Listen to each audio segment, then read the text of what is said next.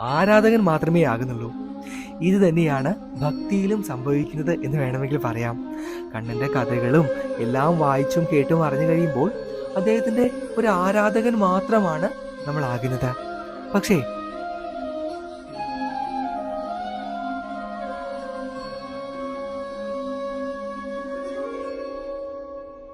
ശ്രേഷ്ഠ വചനങ്ങൾ ഭാഗം 162.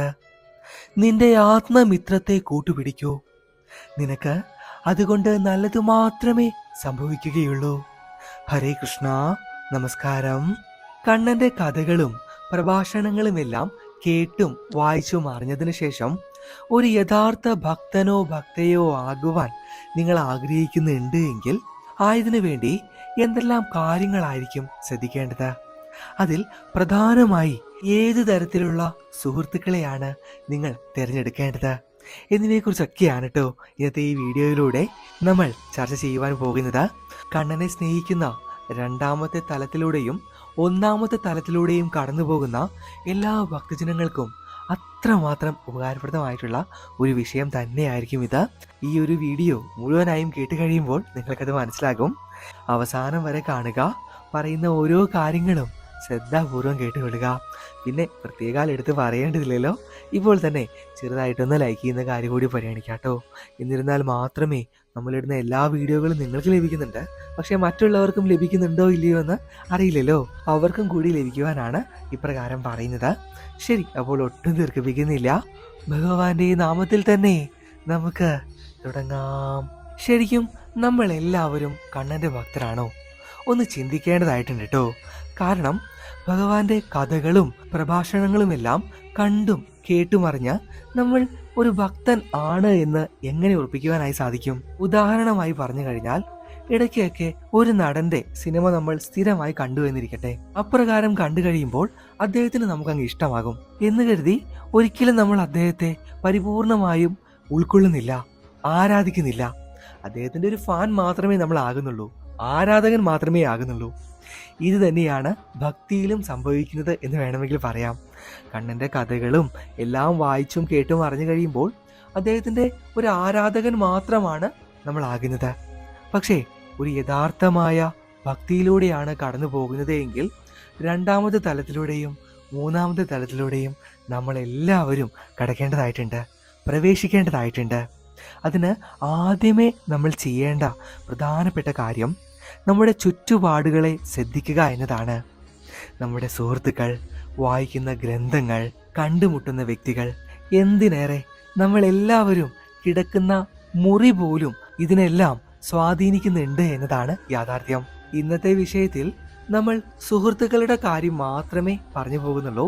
അതിൽ തന്നെയുണ്ട് 4-5 ഘട്ടങ്ങൾ. സുഹൃത്തുക്കൾ ശരിക്കും ആരാണിവർ? ഏറ്റവും ലളിതമായി പറയുകയാണ് എങ്കിൽ, ഒരുവന്റെ ജീവിതത്തിൽ അവന്റെ സ്വഭാവ സവിശേഷതകളെ അത്രത്തോളം സ്വാധീനിക്കുന്ന വ്യക്തികളെയാണ് സുഹൃത്തുക്കൾ എന്ന് പറയാം. അതായത് ഒരുവന്റെ ജീവിതത്തിൽ അവന്റെ സുഹൃത്തുക്കൾക്ക് അത്രത്തോളം പ്രാധാന്യമുണ്ട് എന്നാണ് പറയുന്നത്. നിങ്ങളുടെ സുഹൃത്തുക്കൾ വളരെയധികം മോശപ്പെട്ടവരാണ് എങ്കിൽ, എപ്പോഴും കുശുമ്പും കുന്നായ്മയും പരിഭവങ്ങളും കുറ്റങ്ങളും പറയുന്ന വ്യക്തികളാണ് എങ്കിൽ, തീർച്ചയായും നാളെ നിങ്ങളും അങ്ങനെ ആകുവാനുള്ള സാധ്യതകൾ 99.99% കൂടുതലാണ്. അവന്റെ സ്വഭാവം, അവൻ ചെയ്യുന്ന ചെറിയ പ്രവൃത്തികൾ പോലും നിങ്ങൾ പോലും അറിയാതെ അനുകരിക്കുവാനായി തുടങ്ങുന്നു. ഒരു ഭക്തൻ അല്ലെങ്കിൽ ഭക്തയെ സംബന്ധിച്ച് ഇതിനെ കൂട്ടിച്ചേർക്കുകയാണ് എങ്കിൽ, പെട്ടെന്ന് നിങ്ങളുടെ മനസ്സിൽ ഭഗവാൻ തോന്നിപ്പിക്കുകയാണ്, രണ്ടാമത്തെ ഘട്ടത്തിലേക്ക് കടക്കുവാൻ സമയമായി, നീ ഇനിയും എന്നെ കൂടുതലായി അറിയുവാനുണ്ട്, ഭക്തിയിലേക്ക് കടക്കുവാനുണ്ട് എന്ന് മനസ്സ് വല്ലാതെ തുടിക്കുന്നുണ്ട്, പറയുന്നുണ്ട് എങ്കിൽ, ആയതിനു വേണ്ടി നിങ്ങൾ തയ്യാറെടുക്കുവാൻ തുടങ്ങുകയാണ് എങ്കിൽ, ആദ്യം നിങ്ങൾ ചെയ്യേണ്ടത് എന്താണെന്നോ? നിങ്ങളുടെ ചുറ്റുപാടുകളെ ശ്രദ്ധിക്കുക എന്നതാണ്. സുഹൃത്തുക്കൾ, ചുറ്റുപാടുകൾ, ബന്ധുമിത്രാദികൾ ഇവരെല്ലാവരും എപ്രകാരമുള്ളവരാണ് എന്ന് നിങ്ങൾ ശ്രദ്ധിക്കുക, നിരീക്ഷിക്കുക. വീട്ടിലുള്ള എല്ലാവരും അന്ധവിശ്വാസികളാണ്, നിങ്ങൾ മാത്രമാണ് ഭഗവാനെ എപ്പോഴും ധ്യാനിക്കുന്നത്, പ്രാർത്ഥിക്കുന്നത് എങ്കിൽ ഒന്ന് ശ്രദ്ധിക്കേണ്ടതായിട്ടുണ്ട്.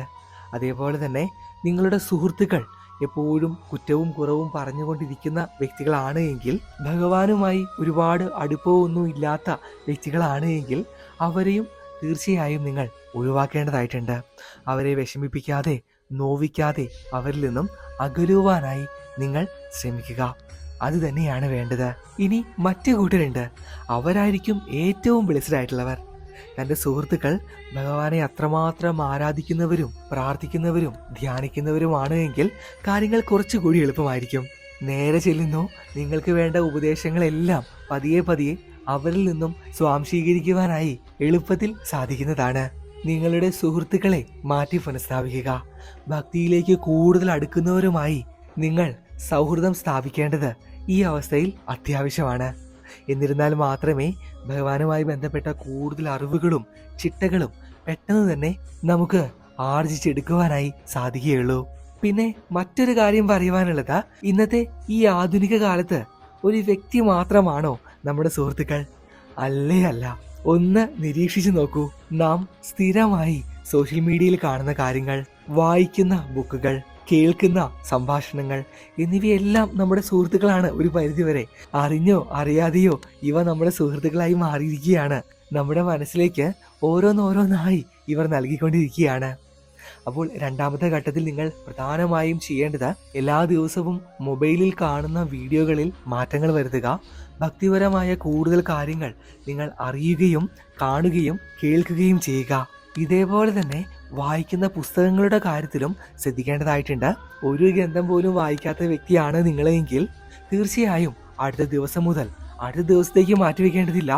ഈ നിമിഷം മുതൽ ഭഗവാനുമായി ബന്ധപ്പെട്ട ഗ്രന്ഥങ്ങൾ വായിക്കുക. കണ്ണനിലേക്ക് കൂടുതൽ അടുക്കുവാനായി ശ്രമിക്കുക. തീർച്ചയായും നിന്റെ ഏറ്റവും നല്ല സുഹൃത്തുക്കളിൽ ഒരാൾ അത് നീ ഉപയോഗിക്കുന്ന, നീ എന്നും വായിക്കുന്ന ഗ്രന്ഥങ്ങൾ തന്നെയായിരിക്കും. കൂടുതലായും കണ്ണനിലേക്ക് ഭഗവാനിലേക്ക് അടുക്കുവാൻ ആഗ്രഹിക്കുന്ന ഓരോ ഭക്തജനങ്ങളും ശ്രദ്ധിക്കേണ്ട പ്രധാനപ്പെട്ട കാര്യങ്ങൾ ഇവയാണ് കേട്ടോ. വളരെ നിസ്സാരമാണ്, എന്നാൽ അത്രത്തോളം നമ്മളെ എല്ലാവരെയും സ്വാധീനിക്കുന്നവയാണ് ഇവയെല്ലാം. അപ്പോൾ വേറെ ഒന്നുമില്ല, ഇന്നത്തെ ഈ വിഷയം ഞങ്ങളുടെ എല്ലാ ഭക്തജനങ്ങൾക്കും അത്രമാത്രം ഉപകാരപ്രദമായിട്ടുണ്ട് എന്ന് കരുതുകയാണ്. നിങ്ങളുടെ വിലപ്പെട്ട അഭിപ്രായങ്ങൾ അതെന്ത് തന്നെയായാലും താഴെ കമൻറ്റിൽ എഴുതുവാൻ മറക്കരുത്, മടിക്കരുത്. ഇനിയിപ്പോൾ ഒന്നും എഴുതാനില്ല വെച്ചാൽ ഭഗവാന്റെ നാമങ്ങൾ എഴുതിക്കൊള്ളുക. ഹരേ കൃഷ്ണ, ഓം നമോ ഭഗവതേ വാസുദേവായ, നാരായണ നാരായണ എന്നിങ്ങനെയുള്ള നാമങ്ങൾ താഴെ എഴുതിക്കൊള്ളുക കേട്ടോ. അവയെല്ലാം കാണുമ്പോൾ ഞങ്ങൾക്ക് നല്ല രീതിയിലുള്ള പ്രചോദനമാണ് ലഭിക്കുക. നാളെയും ഇതേപോലെയുള്ള വീഡിയോകൾ ചെയ്യുവാൻ കൂടുതൽ ഊർജം അവ ഞങ്ങൾക്ക് എല്ലാവർക്കും നൽകുന്നുണ്ട്. ഇനി അവസാനമായി പറയുവാനുള്ളത്, ഇന്നത്തെ ഈ വീഡിയോ സ്പോൺസർ ചെയ്ത ഒരു അമ്മയെക്കുറിച്ചാണ്. രമ്യ എന്നാണ് കേട്ടോ അമ്മയുടെ നാമധേയം. സ്വദേശം കൊല്ലമാണ്. എന്താണെന്നറിയില്ല, ഈയിടെയായി കൂടുതലും കൊല്ലം ജില്ലയിൽ നിന്നാണ് സ്പോൺസേഴ്സ് വരാറുള്ളത്, അല്ലെങ്കിൽ ഓരോ ഗ്രന്ഥങ്ങളും ദാനം ചെയ്യാറുള്ളത്. ഈ ശ്രീകൃഷ്ണ ജയന്തി സമയത്തായിരുന്നു അമ്മ ഞങ്ങൾക്ക് മെസ്സേജ് അയച്ചത്. മോനെ, ഭഗവാന്റെ ഗ്രന്ഥങ്ങൾ ഈ ശ്രീകൃഷ്ണ ജയന്തി സമയത്ത് ഭക്തർക്ക് വേണ്ടി ദാനം ചെയ്യണം എന്ന് പറഞ്ഞിട്ടാണ് അമ്മ മെസ്സേജ് അയച്ചത്. അപ്പോൾ ഞങ്ങൾ പറഞ്ഞിരുന്നു, അമ്മേ ഒരു വീഡിയോ ആയിട്ട് ഞങ്ങളത് ചെയ്തു കൊള്ളാം, ഗ്രന്ഥങ്ങളും ദാനം ചെയ്തു കൊള്ളാം എന്ന്. ആ ഗ്രന്ഥങ്ങൾ ദാനം ചെയ്ത് കഴിഞ്ഞു. ഇനി വീഡിയോ ചെയ്യുവാനായിട്ട് വൈകി. അതൊന്നും കുഴപ്പമില്ല, ഗ്രന്ഥങ്ങൾ ദാനം ചെയ്തു കൊള്ളൂ, വീഡിയോ സമയം പോലെ ചെയ്താൽ മതി എന്നാണ് അമ്മ പറഞ്ഞത്. ആ വലിയ മനസ്സിന് നന്ദി. ഭഗവാന്റെ എല്ലാ അനുഗ്രഹങ്ങളും രമ്യ അമ്മയ്ക്കും അമ്മയുടെ കുടുംബത്തിലുള്ള എല്ലാവർക്കും ഉണ്ടാകട്ടെ എന്ന് ഈ വേളയിൽ ഞങ്ങൾ പ്രാർത്ഥിക്കുകയാണ് കേട്ടോ. ശരി, അപ്പോൾ വേറെയൊന്നുമില്ല. എത്രയും പെട്ടെന്ന് തന്നെ അടുത്ത ക്ഷേത്ര വീഡിയോകളും ഇതേപോലെയുള്ള കൂടുതൽ അറിവുകളും ഭഗവാന്റെ ഒരുപാട് കാര്യങ്ങളൊക്കെ ആയിട്ട് നമുക്ക് കാണാം. ഭഗവാൻ ആ കള്ളക്കണ്ണൻ എല്ലാ ഭക്തജനങ്ങളെയും രണ്ട് കൈയും നീട്ടി ഈ വേളയിൽ അനുഗ്രഹിക്കട്ടെ എന്ന് പ്രാർത്ഥിച്ചുകൊണ്ട് നിർത്തുകയാണ്. കാണാം, പാകലാം. നന്ദി, നമസ്കാരം.